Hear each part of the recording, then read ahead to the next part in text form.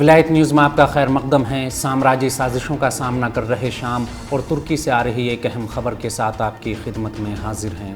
شام کے تیل ذخائر لوٹنے کا سلسلہ جاری، ترکی نے سویڈن کے آگے گھٹنے ٹیکے۔ پچھلے کافی وقت سے قرآن مجید اور اسلامی مقدسات کی توہین کی خبروں کو لے کر اخبار کی سرخیوں میں رہنے والے سویڈن کو ناٹو میں شمولیت کے اپنے ہدف میں ایک اور کامیابی اس وقت ملی جب ترکی نے اس یورپی ملک کی ناٹو میں شمولیت کو رضامندی دے دی۔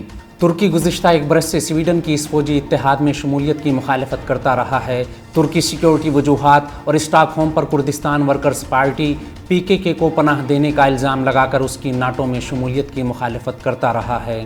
ناٹو اجلاس کے موقع پر اردوغان اور سویڈن کے وزیر اعظم اولاف کرسٹرسن کے ساتھ بات چیت کے بعد اس دن کو تاریخی قرار دیتے ہوئے ناٹو کے سیکریٹری جنرل اسٹولٹنبرگ نے کہا کہ ترکی نے ناٹو میں رکنیت کے لیے سویڈن کی درخواست کو قبول کرنے کے لیے مناسب اقدامات کیے ہیں۔ ترکی نے ناٹو میں سویڈن کی رکنیت کے لیے اتفاق کیا ہے۔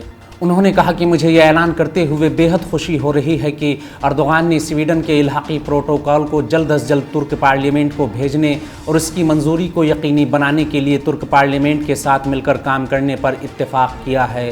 وہیں دوسری طرف شام میں امریکی افواج اپنی اتحادی دہشت گرد تنظیموں کے ساتھ مل کر شام کے تیل ذخائر کو لوٹنے کی مہم کو ہر گزرتے دن کے ساتھ سرعت بخش رہی ہے۔ میڈیا رپورٹ کے مطابق امریکی دہشت گردوں نے کرد تنظیم کے ساتھ مل کر کل بھی 39 تیل ٹینکرز کو اپنے دہشت گرد اڈے پر پہنچایا۔ اس سے پہلے بھی امریکی افواج نے المحمودیہ کی غیر قانونی کروسنگ کے ذریعے تقریباً 80 ٹینکرز اور غیر قانونی کروسنگ الولید کے ذریعے 40 دیگر ٹینکرز عراق اسمگل کیے تھے۔ اس خبر میں فی الحال اتنا ہی۔ قومی، بین الاقوامی اور عالم اسلام کے اہم حالات سے باخبر رہنے کے لیے ولایت نیوز سے جڑے رہیے۔